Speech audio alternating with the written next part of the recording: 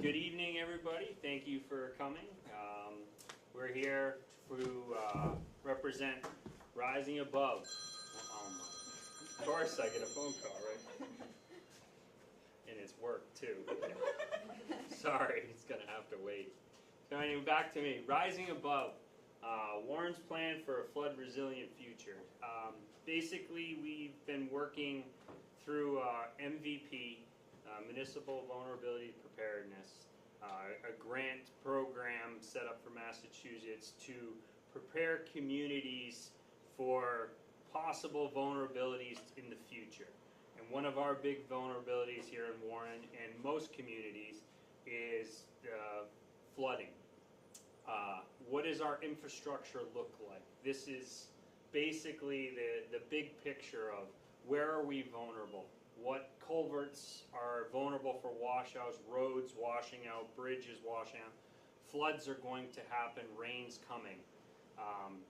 We need to be better prepared. We do not know where all our vulnerabilities are, and that's what this is all about, is finding and locating those places, understanding flood control, understanding where the water's coming from, understanding where we're vulnerable to these damages and where we can be proactive to look in the future to fix some of these issues before they become problems. I'd like to thank CMRPC and Weston and Sampson helped collaborate on this project, and at this time I'd like to turn it over to them. Thanks, Jeremy. So thanks for everyone logging in live. We got you all, and we have a few folks in the audience here. So, am I good to stand here? Yes. That's fine? Yeah. Cool. All right. So we'll go through now and get started. And then I guess if they ask questions live or no with the TV. Yeah, if they post a comment, it'll tell me. All right. Just let me know if folks online have any questions as we go along. Feel free to post those, and I'll answer them all at the end, because we'll have that kind of going. So Jeremy kind of gave the overview, but just as a quick agenda, I know we started a little late. We were trying to let more folks come on, but here in person we have some snacks, so feel free to help yourself if you haven't already. And then today we're going to go through a presentation. We'll go through a little more of the project background than what Jeremy had covered. We'll go through the work that's been done to date through this project, and then we'll also highlight kind of where we've landed with the 3 priority sites and what that kind of means for you all.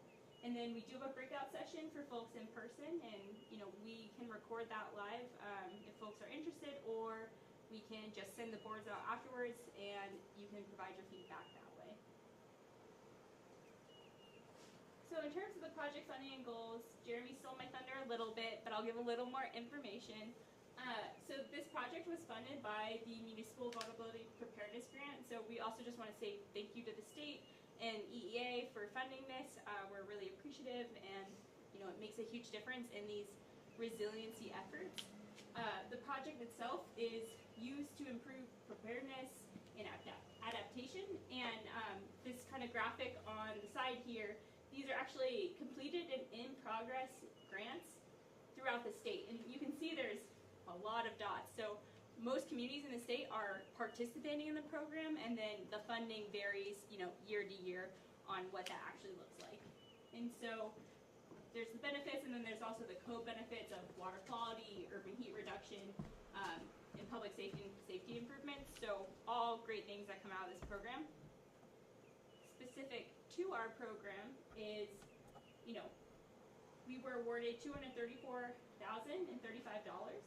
and that's just for this fiscal year. So from, June 30th of last year, more or less, to June 30th of this year, and that's kind of the project cycle. And like Jeremy said, thanks to our partner, CMRPC, and then also the town of Warren, we really appreciate working with all of them on this.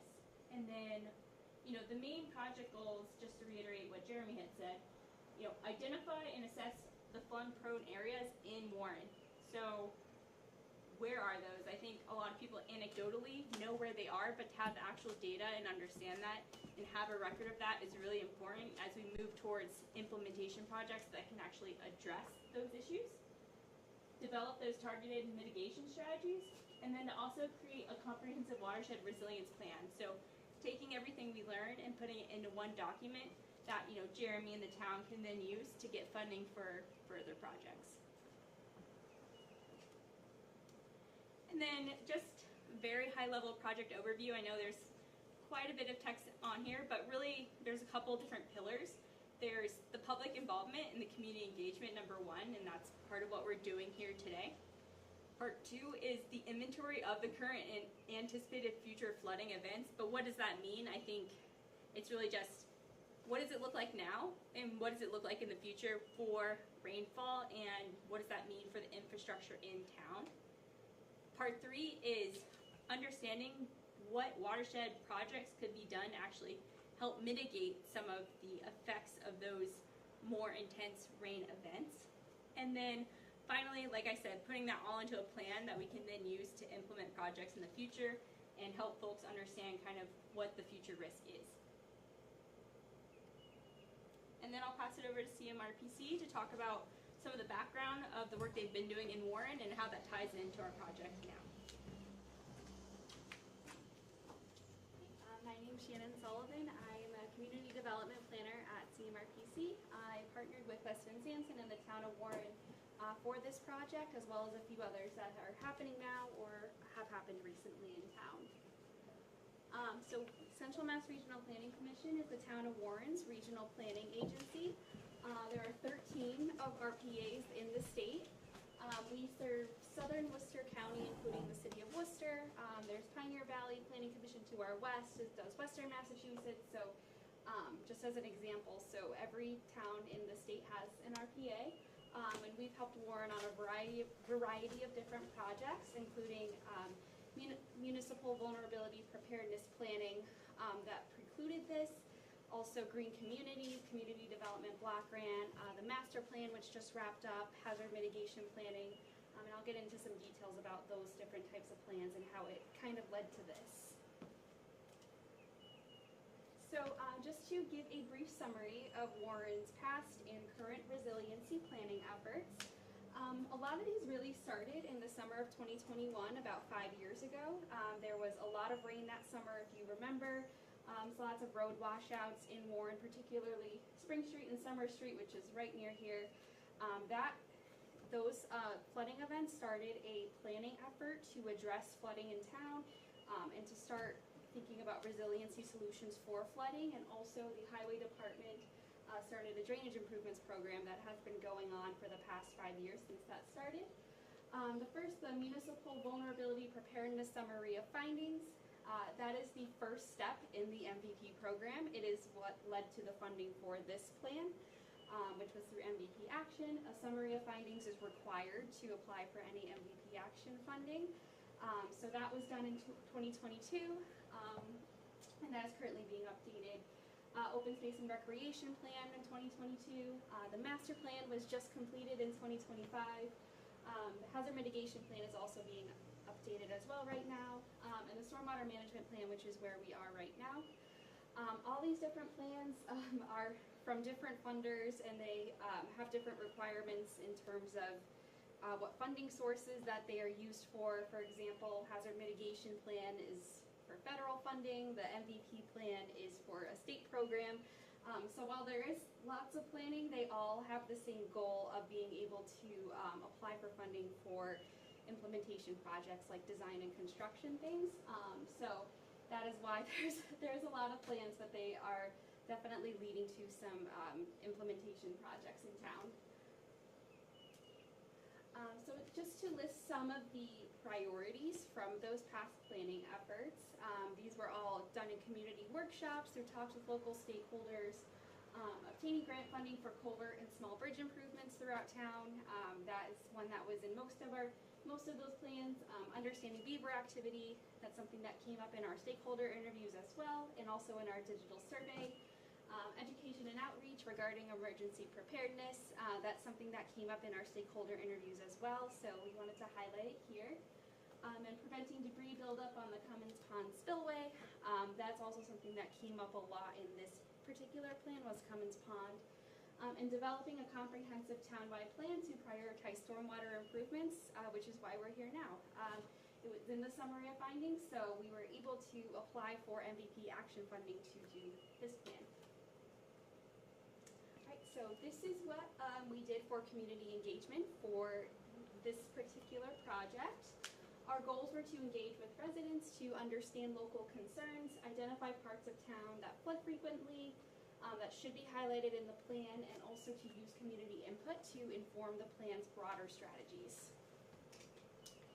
And what we did, we have 3 out of 5 stakeholder interviews currently completed right now, which are more in-depth conversations with local stakeholders.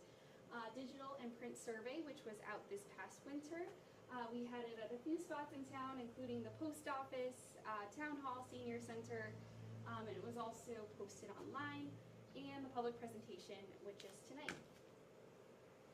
So we learned some community identified priorities, particularly the downtown culvert, Southbridge Street and Maple Street. That was identified as the #1 priority project in this plan. Vulnerable areas in town, O'Neill Road was mentioned in both our survey and stakeholder interviews. The Warren Village Centers, Old West Brookfield Road Culvert was also a priority mentioned. So all of these have been taken, and they're going to and have informed the final strategies that are in the plan. And also we found some prioritizations for culvert improvements, like I said, Old West Brookfield Road, the downtown culvert as well. And something that we weren't expecting as much to learn was the importance of emergency preparedness, education, and outreach. Keeping residents engaged with the next flooding event is particularly important, as the last major one in people's memory was about 5 years ago. So a priority identified was, keeping people engaged, having a plan for emergencies, as flooding can cause a number of different emergencies like power outages, things like that. So that was a priority that came out in the stakeholder interviews as well. And just to finish, I did leave the survey QR code here. It is still open. If you would like to take the survey, there's the QR code, and I can leave this up again at the end. I will hand it off.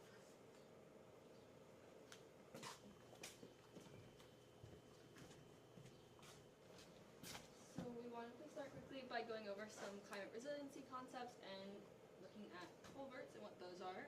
So first you wanted to start with the concept of a watershed, and what is a watershed?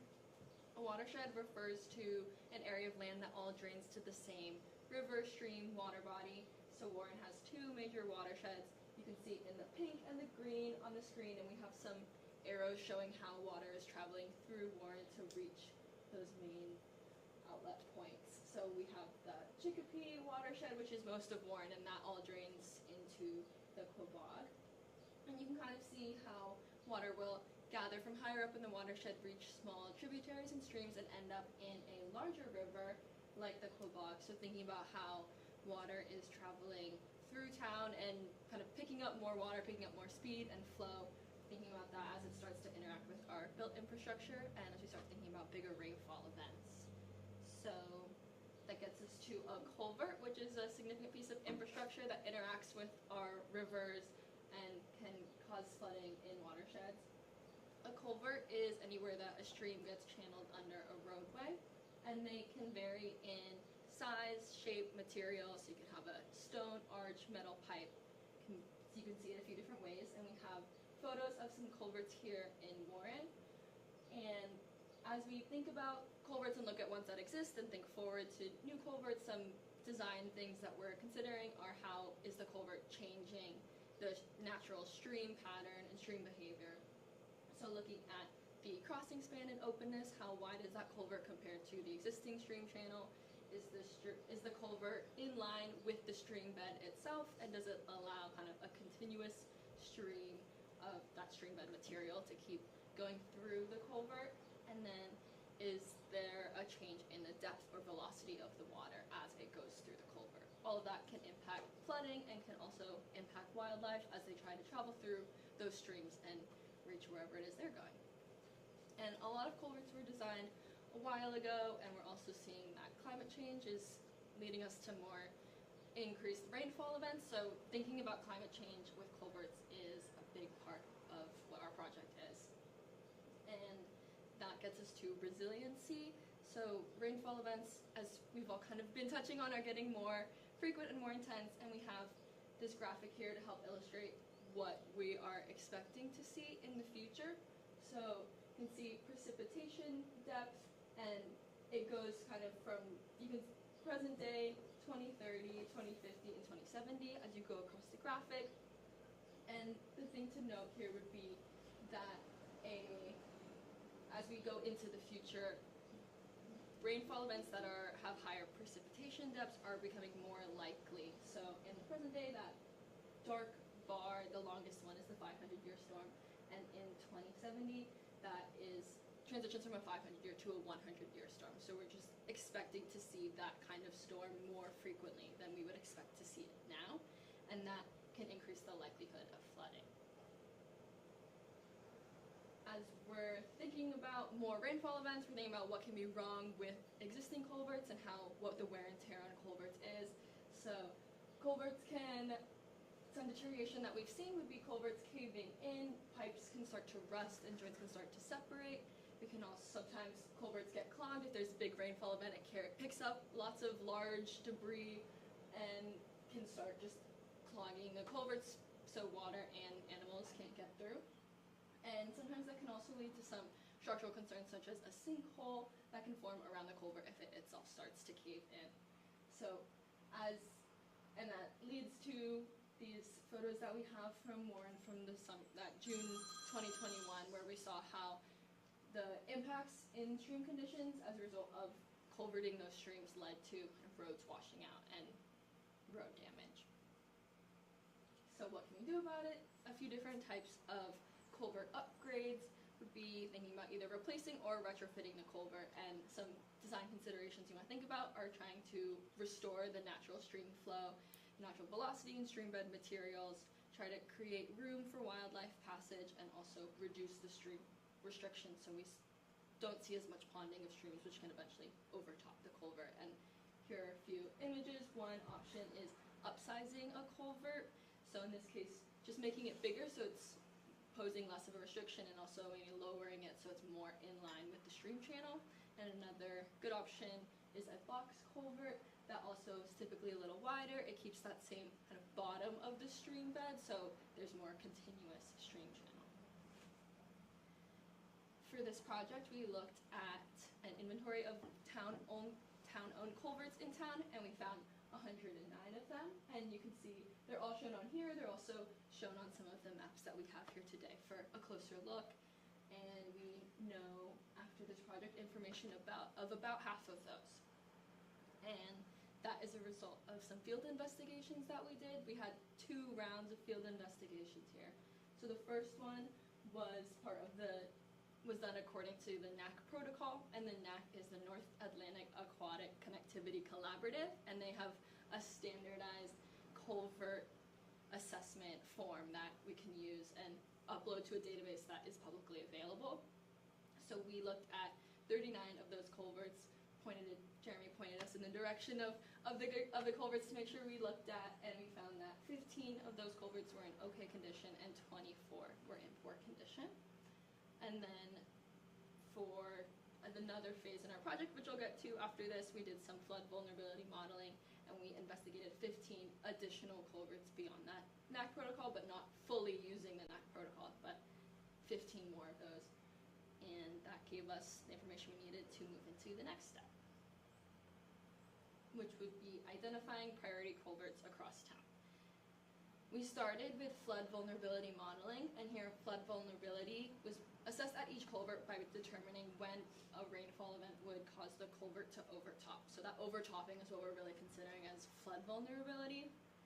And we looked at present day rainfall, 2050 rainfall, and 2070 rainfall. So you can see the different depths and how those are increasing. The culverts were modeled in a software called HydroCAD, and we were able to identify what height in the stream would cause the culvert to overtop, and then figure out for each of those planning horizons what likelihood that storm has of occurring, and that told us how vulnerable it was to flooding. And there's results, I think it's that one over there that you can see spatially. Here is a graph of the results, so you can see from light to dark, left to right, present day, 2050, 2070. And we're starting to see there's an increase in the very high flood vulnerability risk, and that's a recurrent interval of less than 1 year. So you're just expecting to see those types of storm events pretty frequently. Once we did the flood vulnerability, that was an aspect of a prioritization process that we did. So the first step of that was identifying criteria for prioritization and applicable thresholds, and on the next page we'll walk through the criteria. Then we were able to calculate a value for each culvert, assign a score for that value according to the thresholds, give each criteria a weight, and then create a total score for each culvert from multiplying the score by the weight and taking the sum of all of that. Here is the prioritization criteria that we used. So we looked at both the flood vulnerability modeling and also some other criticality factors. So for the flood vulnerability, we did each planning horizon, present day, mid-century, and late century.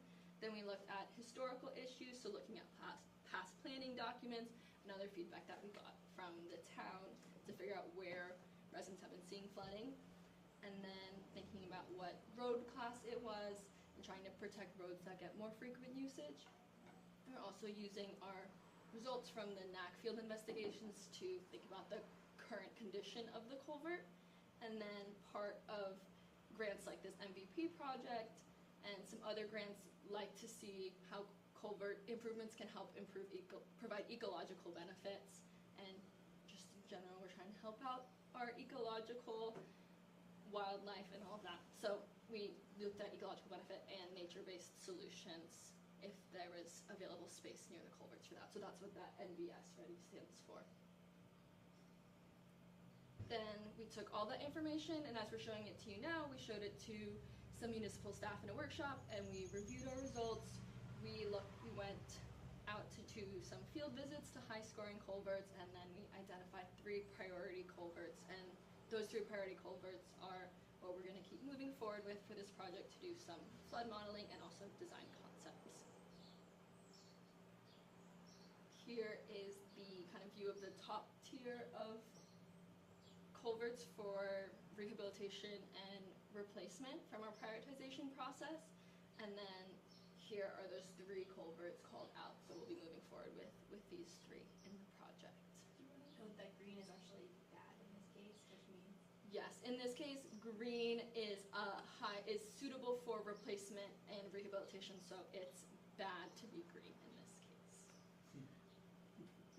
And we'll give a little bit of an introduction to these 3 priority sites. We have some more information in the room here and that we can send to folks online. So the first site, as you've been hearing about a little bit, is that downtown culvert on Maple Street. So it's this long irregular culvert, and the track of it is kind of roughly outlined here. It goes under, starts across from Maple Street, crosses under Maple Street, crosses under the railroad tracks, under downtown, and then outlets right next to the Old Town building and Masons. It changes shapes, it's really long, and it's definitely a concern. And as part of that, we have already applied for, under the same MVP grant funding, for the next fiscal year to keep working on concepts developed for this site. Here are some photos of the site, so you can see some deterioration and joint separation in this round metal part of it, and then it becomes a stone box, and you have 2 stone box sections, and then the inlet and the outlet right in between those 2 buildings. Our second site is along Old West Brookfield Road at Sullivan Brook, where there's that huge pond from the Beaver Dam.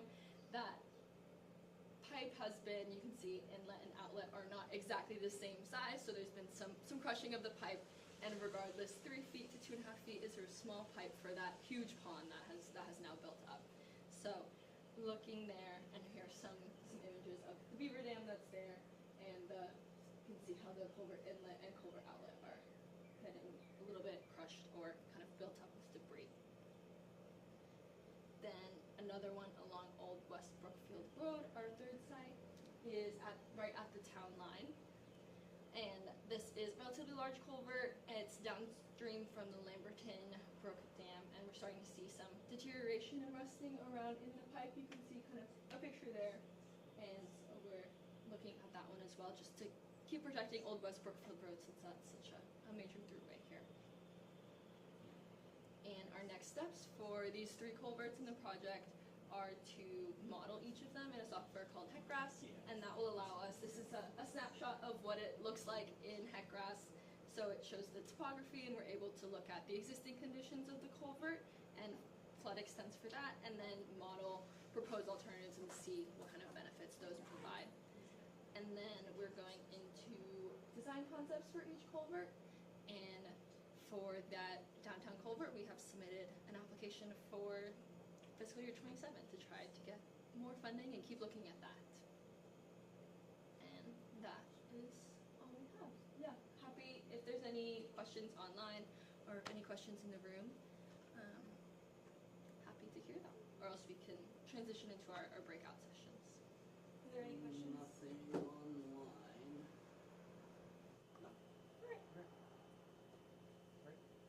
That's all we got. Yeah. Awesome. Nice job. Thanks, Kara. Thanks, Gabrielle. Thank you. So I can end the online, Yeah, the record, and then we just post the boards and that after. perfect. We can Okay. send you the PDFs of the boards. Yeah. And Yeah, that'd be great. yeah, we'll send the PowerPoint. Yes. And then, I don't know if we want to stop the recording too. Yeah, I didn't have it recording, but Or, All right. yeah, Yeah, I just just wanna Zoom.